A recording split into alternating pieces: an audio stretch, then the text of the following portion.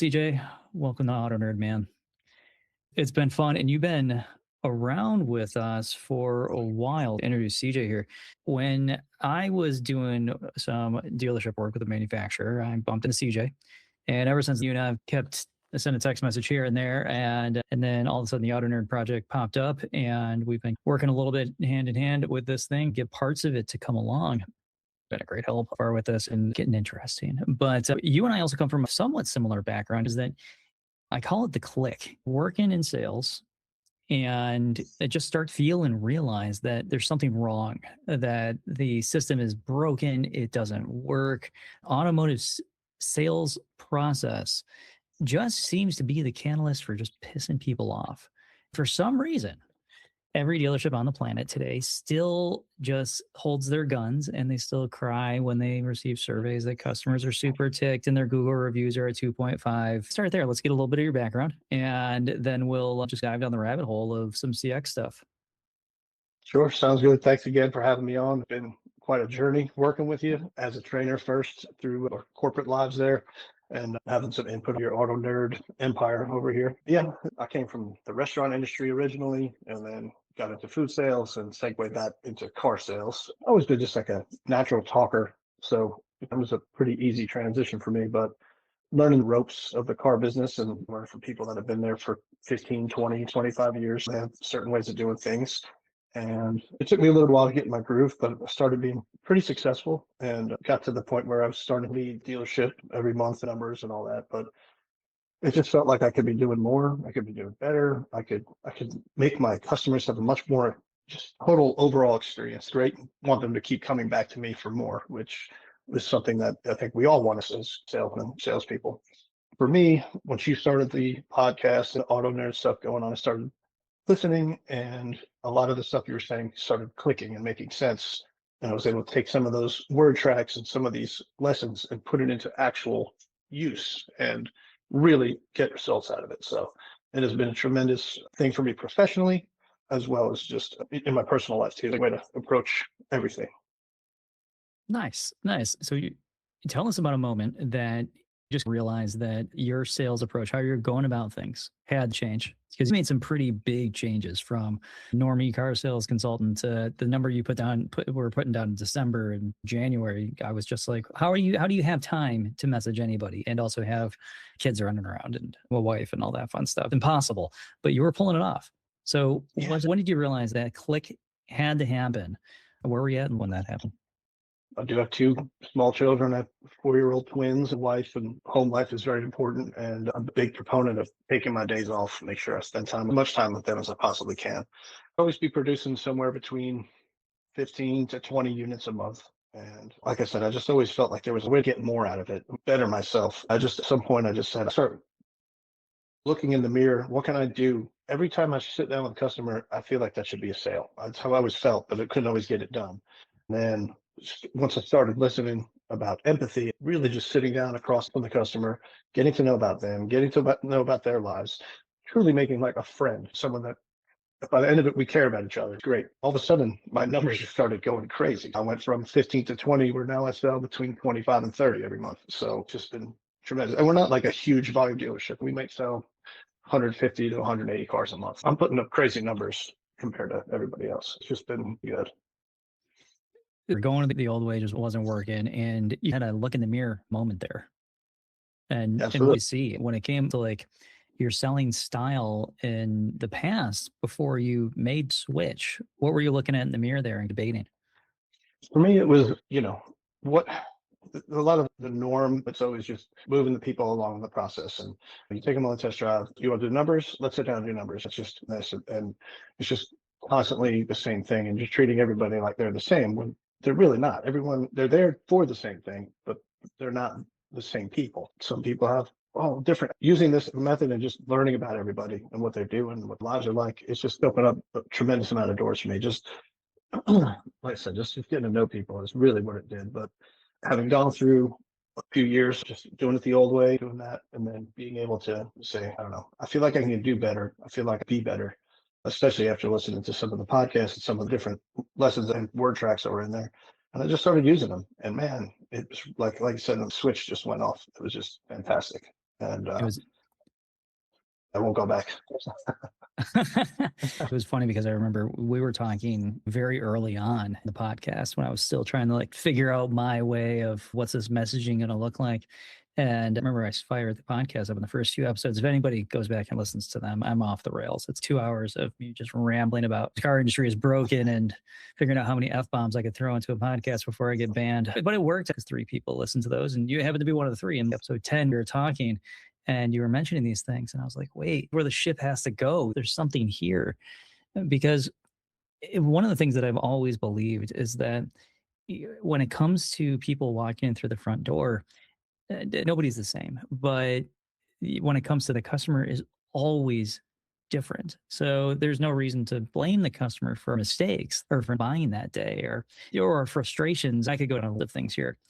And really it comes back to just taking that time to look in the mirror and go, what kind of person am I? Do I actually want to continue down the pathetic method from the 1930s, just simply selling cars and applying pressure, things like this? So when it came to the mistakes in the past of the older road to the sale, rushing discovery, and just not really treating the customer like a human, what irked you the most about that? I think the lack of results is what irked me the most. Just also just get into situations with customers and you can just feel that it wasn't genuine with them. They're shutting off. Maybe I'm shutting off between the interaction and just really being open to trying to accomplish. Where now, just body language, just be welcoming, chat with them, just always asking questions. It's just always I ask them a question, they respond, I ask follow up with another question. If they ask me a question, find a way to turn it back into a question for them so that the conversation is always getting them to talk. And then that needs assessment, just getting all that information from them and then picking out 5 or 7 things that I can take and put into my demonstration that's going to show them, look, this is going to make your life way better if you buy this car. And by the time you sit down, they're like, this is awesome. Sometimes there's a little negotiation, of course, but I can't tell you how many times by doing it that way, they just, all right, yeah, what do we sign? What do we do next? It's just tremendous. Weird. Like change the approach from the typical, we're going to cave your head in and sell to the dealer's perception. We're going to sell at volume, right? And burning 30%, 60% of people that walk through the front door. And then nuts when a customer comes in and you just simply treat them with respect. And in their brain, the lens just changes. And all of a sudden, like you're saying, just keep telling you things. And then you keep using them as ammunition and move along. But you have thrown around the word empathy a couple times here too. In our conversations, you really like the word empathy, and I think you embody it a bit. How does the average sales consultant, in your eyes, look at the term empathy, and then how is it different for you? I don't know if the average salesperson does look at that. I don't know if that crosses their mind. I can't speak for anybody else, but Not taught. but just from seeing how people interact again, I think they just get caught in that rut of this is the way we've always done it. This is what we're taught. Get them in, find out what the number is, pressure point, where's the pain, figure it out, figure it out. Is it the trade? Is it this? Is that? Instead of, hey, what's going on? Brings you to the market. What's going? Kind of driving do you do? What? You're having a baby. Oh my God! Is it a boy or girl? Going down. Oh, we have 2 dogs. What kind of dogs are they? There's just a million ways to dig into their lives and find out about them, and then they feel like they're part of the experience. Like the experience is tailored to them, and it just opens up doors. It just really does. And even if they don't buy that day, you can't close everybody reasonable. But a lot of times those people come back or they send you somebody even though they didn't buy from you. They're like, my neighbor was looking for a kind of car you sell or whatever, and they send them over. It's unbelievable. Go over there. Funny because so my click when it happened was I remember I was working with a woman once, and she actually I wasn't even working with her. She was sitting in her car and she was frozen to the steering wheel. And I knocked on her window and I said, "Hey, are you okay?" And she just was white knuckled on the steering wheel, looking directly at my office, which was the creepy part. I'm like, "Oh, this woman needs to start her car, hit the throttle." And then I was like, maybe people just need to be nice to each other. I'm like, the first 2 weeks of selling cars, it was awesome because I didn't have all these bad habits. Mhm. And then about 2 years in, all of a sudden I noticed that maybe if I just flip the script, and it sounds like you're doing a lot of that as well. And I don't think the consultant considers empathy. It's not something that most people will ever spend too much time thinking of. We're taught in this business that the sales board, the measurement of for lack of a better term, the sales board is a measurement of a sales consultant, a salesman. And the worst part that I see with that is that so many sales consultants are going out there trying to crush these numbers, and they're walking away 12, 15, 18 cars a month, and they're just getting wrapped up with. Have you found that setting up the relationship and spending a lot of time during discovery and needs assessment and getting to know that person has tilted that scale a little bit with you, including also the closing rate? Yeah, 100%. Not only just higher closing rate, but higher front end where we all have addendums, we have different packages and stuff that we can sell. So a lot of times your profit, that's where you can make some money if you are open about everything and talk with the customer. And a lot of times they're just ready to buy it. They don't worried about it because you've already built that relationship. They trust you and they know that you have their best interest in mind. Yeah, seeing a shift in front end gross as well as building trust for and bridging the gap for them to go into finance where I've already talked about, oh, like you see on their trade, they have some nicked up wheels and you go, we have a great program for tire and wheel they'll talk to you about in finance. My buddy had 7 tires replaced, didn't have to pay for a single one, that kind of stuff. And then that's just in the back of their mind. And then all of a sudden buying all kinds of product in the back as well. I think you can use the whole program to just build the whole deal up and make the whole deal successful between the front and the back. You're going to have minis that's out there. It's just, cars. Yeah, there's cars on the lot for 165 days. I had a lady in over the weekend. She came in with her sister who had with me. I was tied up.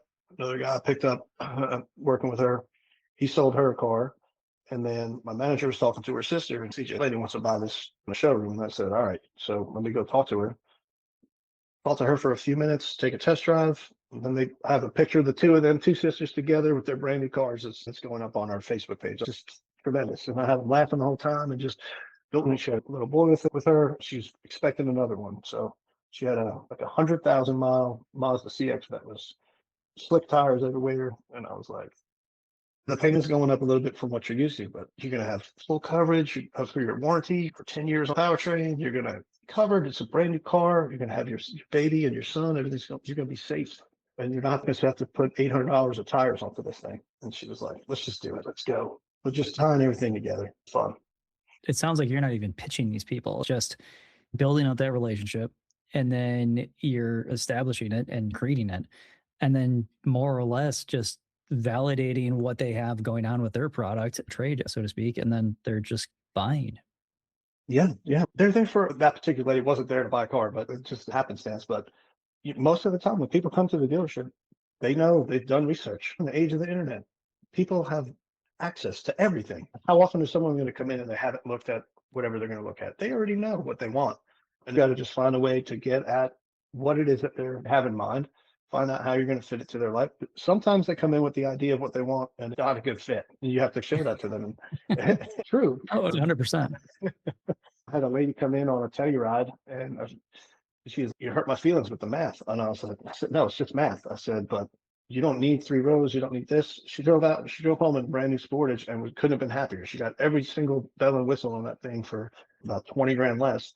And she was like, this is amazing. But you have to have those conversations in order to get that information from them and apply it to their lives and see, okay, this is going to make your life way better, way more awesome. The drive's going to be better every day. You're going to be happy in your car. You're going to be happy when you get to work because you love your car.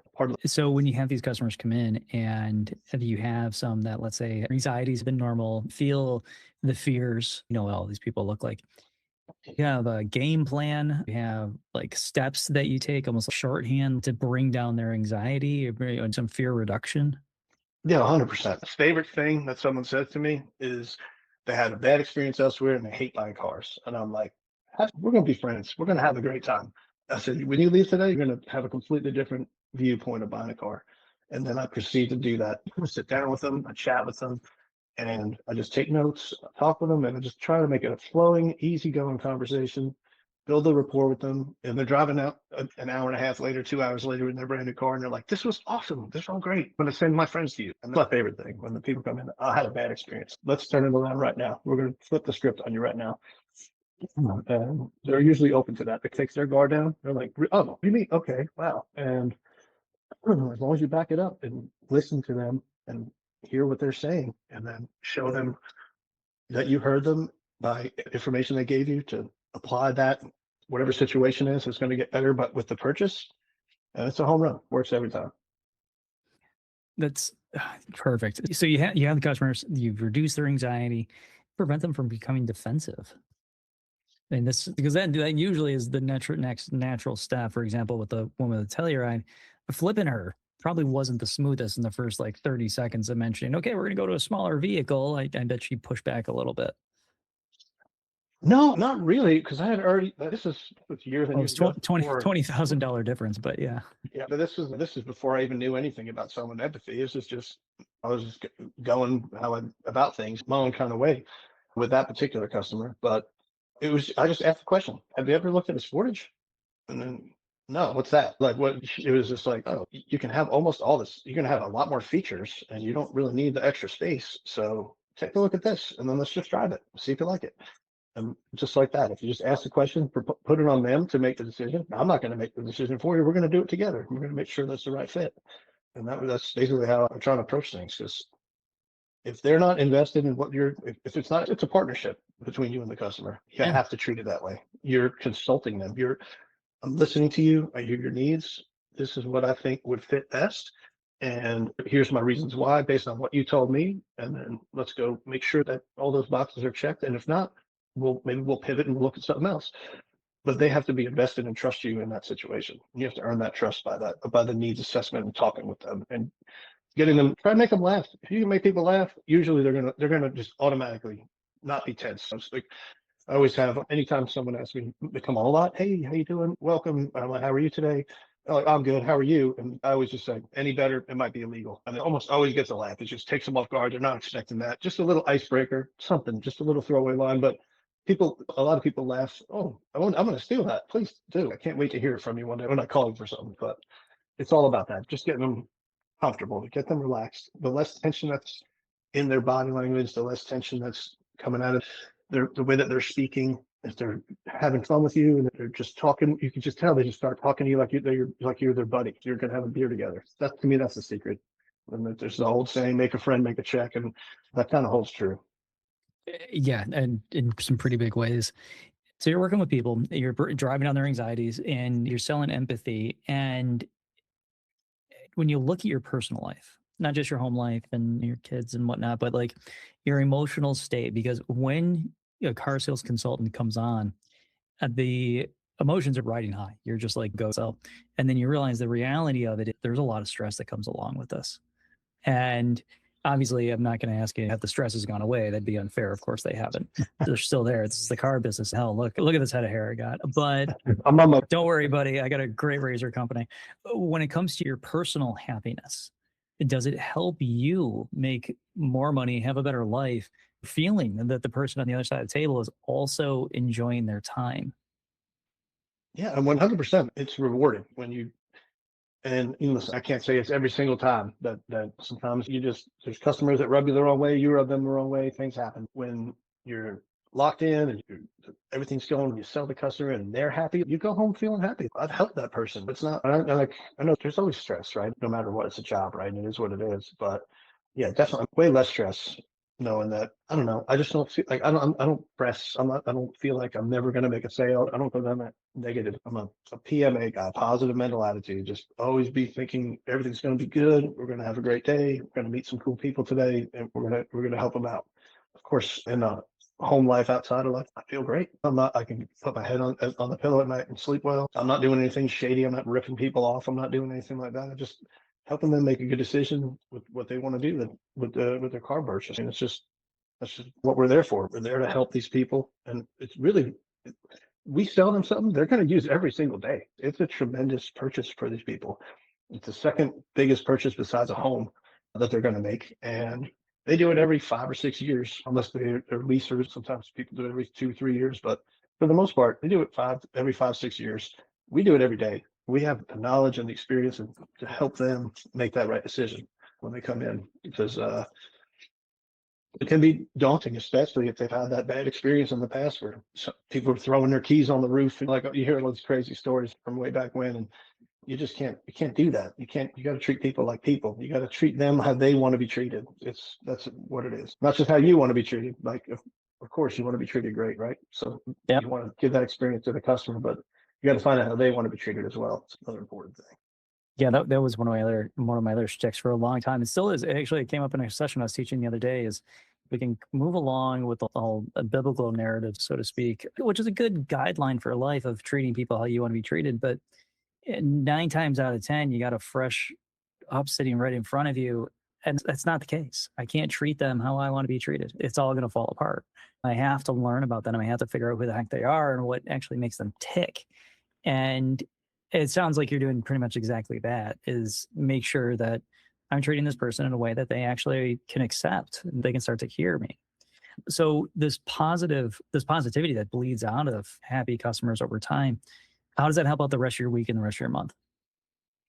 It's like I said, I take my days off. I'm doing great numbers at work, so I'm not worried about that. Is not really stressful. Like I know when I have money coming in, I know I have food on the table, so that's a sigh of relief. You know what I mean? Plus, I have more time. I take my days off, so I can spend my time with my family. I can do that, and like I said, it's positivity throughout. So always trying to find the silver lining and stuff. Always just trying to. And listen, it's not easy with 2 4-year-olds every day. There's some rough moments here and there.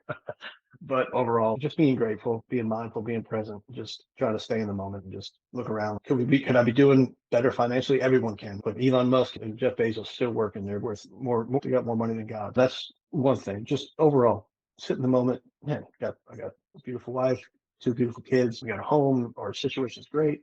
We got great friends. Everyone's good. What else do we need? It's just trying to be grateful for what we have. And of course, always trying to better ourselves too. That's the other thing. Trying to, whether at work or a parenting thing, just taking that moment. Sometimes you go, oh, I probably should handle that a different way. And I always think back, I had this manager in the food service business, this guy, Jack. And Jack told me I first started out and I was pressing, I was nervous. I came from, I was a chef. I ran my own kitchen. I was totally different. I'm in this corporate setting. And Jack said to me, he said, hey, take a deep breath. And he said, CJ, fuck up, not down. And he just, if you make a mistake, own it, learn from it, and move on. And I preach that even to the guys on my sales team. I'm like, make a mistake, it happens. Just learn from it and move on. Don't make it again. And that's good advice. Yeah, it Yeah. works. That's what it's one of the most beautiful things is like when that customer is gone, you have a moment to just reset and you can get back to just being you. About being a great car sales consultant is that once you lose your sense of self and you just become another cog in the machine, then you're just another cog in the machine. And the people that can break the mold, the people that can see that actually catering to the customer and helping them out, there's a lot of value behind that. And so let's talk about the value real quick. Let's drop some numbers. Your December and historically January's really just suck in car sales. How did those go for you? Have you heard good things as far as your CSI from those customers? Because December is insanely busy just as it is.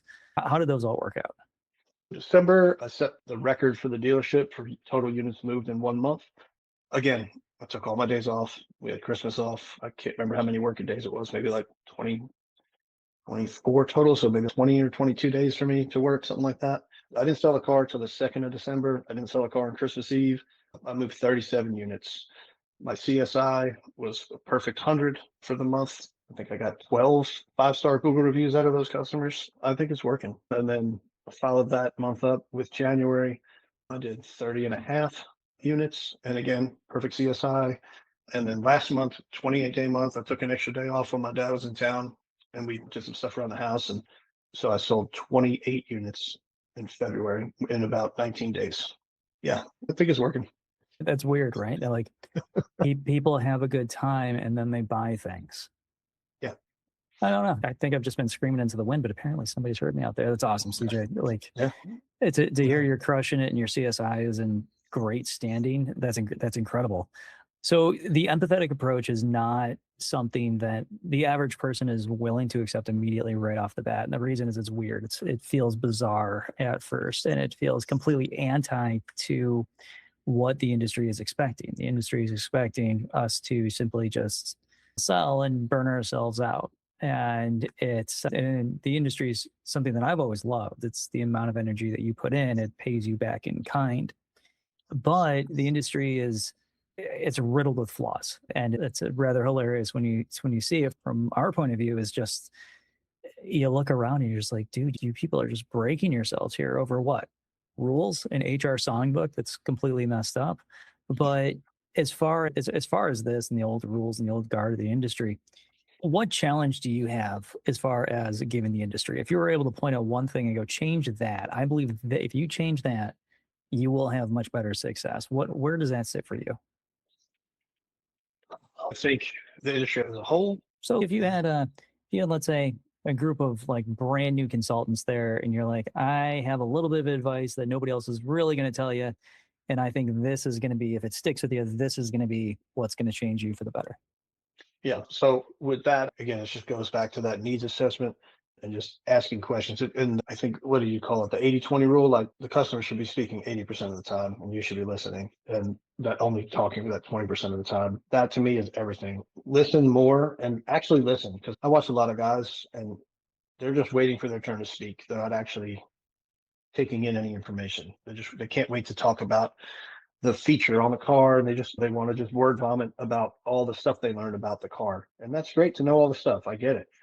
Product knowledge is paramount. You have to know your product. However, you don't want to be a brochure, a walking brochure. They've already done their research. They looked online. They know the specs. They don't care about the horsepower unless they specifically ask you, "What's the horsepower?"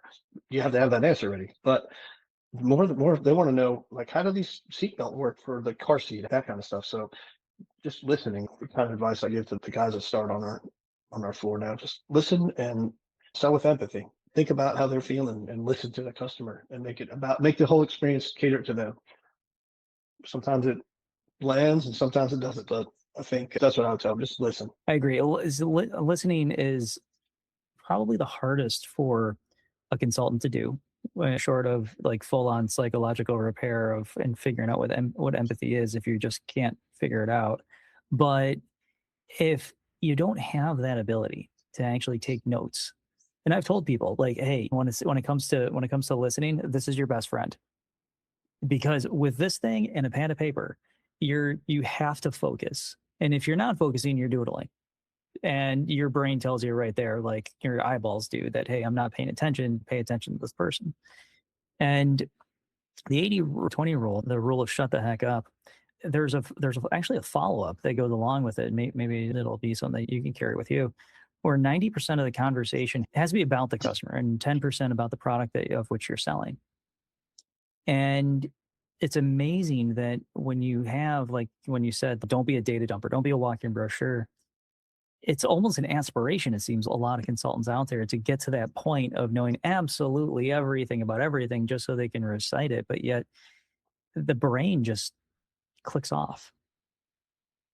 And I don't quite know what it is. Like, as the customer is speaking, why do we go in the left field? Have you figured it out? I think part of it is anxiety on as the consultant. You're like, I really want to get the sale, and I can tell them all these great things, and I tell them all the stuff about the car. They're going to love the car, and they're going to, instead of stopping and listening to the customer. We're putting the cart before the horse a little bit. We're just, hey, come on, check it out. People just grab a whole bunch of keys and they walk around and then they pumpkin patch it. Like, I think that's one of my favorite things you said. I'm like, oh, this dude's pumpkin patching, just going to the biggest pumpkin out there. And then, but they didn't do any needs assessment. Meanwhile, the guy he's a subprime customer and he's got to be on a pre-owned car, but you're showing him a $65,000 brand new car. Like, it's just, what payment do you want? Oh, 300 a month. I'm like, do you have 50 grand to put down? Okay, no, I didn't think so. Never mind. I just think they get excited that they have a customer, and then they don't have a process to follow. They don't have that system of, okay, I'm going to sit down, I'm going to have this conversation, I'm going to take my notes. Our dealership has a guest sheet, and it's like a questionnaire. You're supposed to like ask all the customers all these questions and stuff. And of course, when I first started out, that's what I would do. I'd sit there, and some of these guys just hand it to the customer and they give them a pen and they just sit back. And I'm like, what are we doing? It's terrible. I'm It's there to guide a conversation. Those sheets, I remember I used to write a few of them. And when we would write them, it was, hey, what is all the pertinent information that we need to know right now? And then you watch consultants like hand it to somebody, or they just straight up ask the questions. And you're like, no, hey, carry on a conversation. Listen, they drove the dumpster fire on in. It got here. Ask them what color metal they would like to receive, for how many miles are on that thing. Okay, I jotted. Oh my God, you made it that far. Inject levity into that. That's what those pieces are for. I think a lot of owner, a lot of management out there likes to put up the illusion that things are going well on the floor, but they give us tools that essentially are almost like a facade to, yeah, they have it, they're fine. And when we have somebody that fills it out, thank you for your order. Now let's go find Linus and the Great Pumpkin and figure out which one's going to be best for you. It's tough because you can't figure out who the person is when you're on your feet. You Right. just can't. And then they spend their whole night in the pumpkin patch waiting for the great pumpkin and it never shows. Oh yeah, they just keep yeah, exactly. They just keep returning there to which is the right one. The Great Pumpkin is the base model. Get that one and you're going to be good. You're going to be good. You're going to get a great commission on it because they can actually afford it. It's something that I personally would wish that every manager would teach is take 20, 45 minutes, maybe an hour, but sell the car sometime today and learn about that individual. If you can't do that, then why? You're just blowing customers out. Yeah.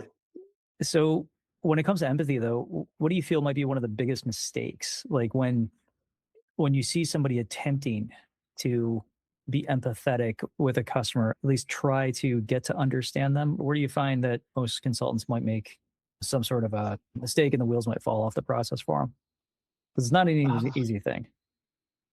No, you'll feel the customer shift. All of a sudden, everything's great, and then you say something that brings them back to, instead of just thinking with their like emotions, and they start thinking about numbers, and it's like their whole, the whole thing switches on them, and then that's all of a sudden then you see in your front end commission just drop because everything all of a sudden it went from the experience and how it's going to better their life to, no, I need to know what the interest rate is right now and how many like this, and just somehow when you switch them from emotional to analytical, that's where I feel like you might have had a great rapport going, and then all of a sudden there's some disconnect somewhere. They stopped trusting you, and it just went into full on like they're in panic mode again, inside about the numbers and freaking out. So how do you bring them back? Oh, sometimes you can't. Sometimes you just can't. But you got to just try and bring it back to them and their lives and how it's going to work. Just trying to find some questions about what about this that you think about. What about this feature, and what did you think about how that would affect your daily life, and that sort of thing. Just bring it back to baseline what you had before as best as you can by find a way to ask them other questions to get them back into that emotional state versus the analytical brain. Nice. So so we're making that shift. We're moving more toward more of an emotional mindset for them. Hopefully, they're feeling a little bit better. But when you have that fresh up come in, how and stuff just does not go well. I've never believed that that any customer has made a decision on whether or not they're going to buy a car from a consultant within the first 30 seconds. I personally believe that's absolute BS because we are human. We give people chances usually, and change can happen in a conversation. So if the start gets off on a bad foot, right? Kind of like that customer shifting gears and going, oh, okay, now my attitude's changed. I got to bring it back. How do you jumpstart your start again when you're just kind of, you and the customer are just kind of emotionally feeling distant? Yeah, sometimes the best way to do it is just, hey man, can we start over? You know what I mean? Just sometimes you got to just ask them, be straight up. Hey, listen, I feel like we were on the same page. We're off now. Can we start over? Let's talk about some things again and just put it out there. You know what I mean? If you're honest with them, and it's going to be new for them in the car business, right? They're not used to. They think we're all out to get them. They think that we're sleazy salesmen, whatever. That's the stereotype. But if you use honesty and you tell them, hey, listen, I don't know, maybe we got a little off track here. Let's bring it back and talk about, just remind me again about what you're trying to accomplish, something like that. Just get them talking about themselves again. It's just usually that's the disconnect. Is somehow we started talking about something else and we got away from them. And if we put the focus back on the customer and start asking them those questions and following them up with more questions, I think that's the only way to reel that back in and hopefully right the ship.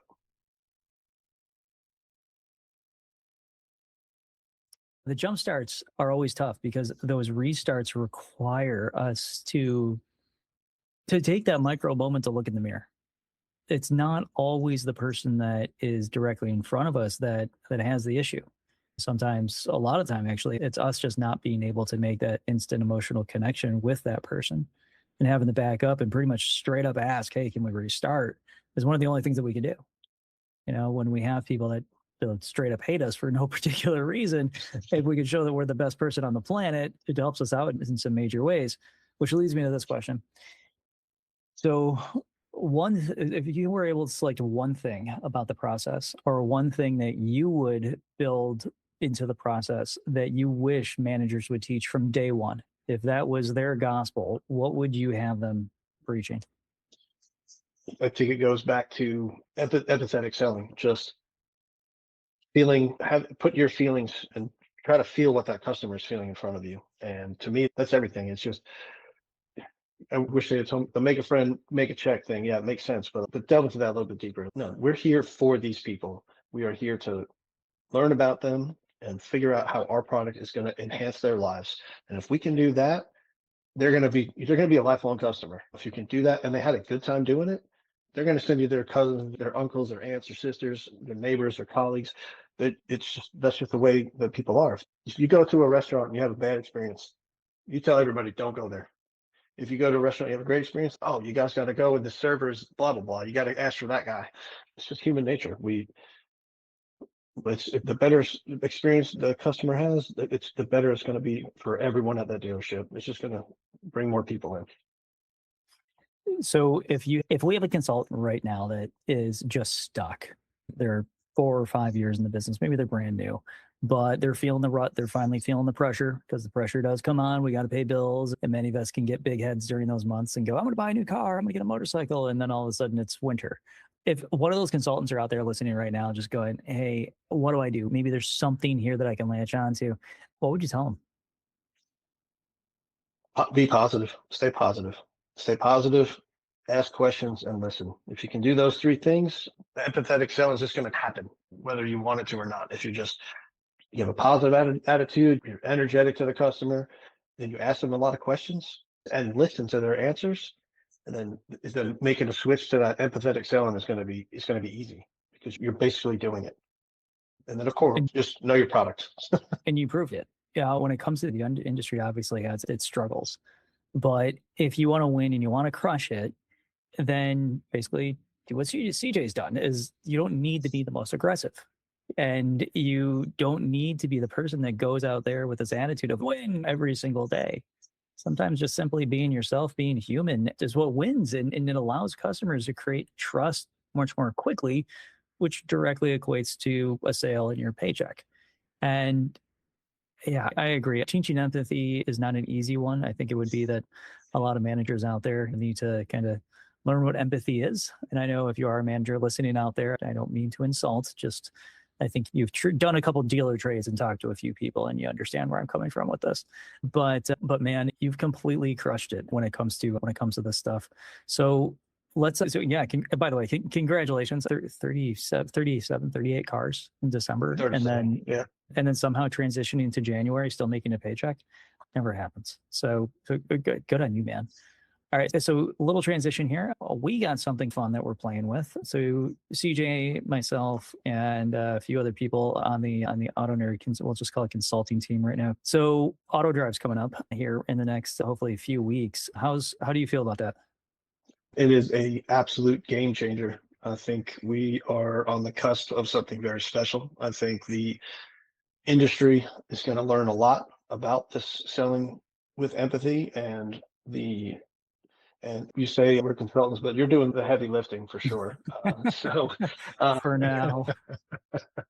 but I just think the product is there. The way it's put together is beautiful. It's a great looking app. It's user friendly, and I think everyone that is in sales doesn't even matter if you're in the car industry or something else. There's something that you can benefit from this process and this methodology. I think it's a tremendous way to approach it. You're going to feel better. The customers are going to feel better. You're going to make more money. It's just do it. If you sign on up to the app and you start doing the lessons, you're going to see results. It's not going to be overnight. You're not going to go from selling 5 cars to selling 40, but incrementally, and then you're going to feel better. You're going to as long as you're reflective, you'll be able to really just step up your game and feel better about everything.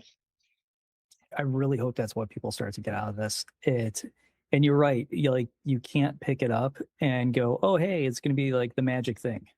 Somebody said to me the other day, oh, it's like a fitness app, but it's for your brain. And I said, why should that not be allowed? Because one of the things that we're trying to do with Auto Drive CX is get people to, I guess, be more like CJ, is look at the world through the customer's eyes and understand that they're human and there's a way that we must interact with them. And since our sales process has been damaged for so long, it's a really nice way of being able to take about 5 minutes out of your day and essentially tune your brain. And eventually you run into situations that the app puts out and it clicks. And then you respond in that manner and you just simply watch what happens. But it sounds like for most cases, you've been baking this in along the way, which sounds amazing. And we could rehash all of that later because obviously empathy is like a cornerstone for you here.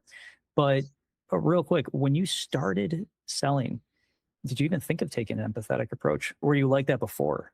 Or was this something that you've had to rebuild yourself? I have to be able to embody that trait. I didn't.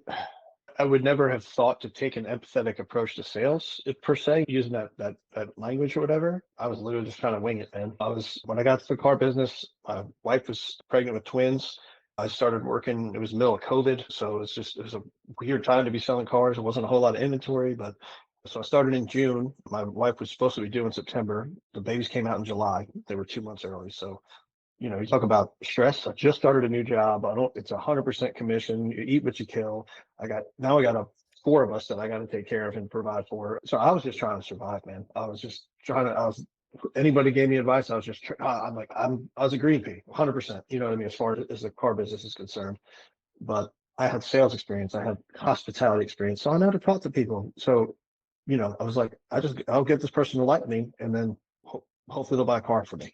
And that's just the way I approached it early on. And I was successful doing it that way.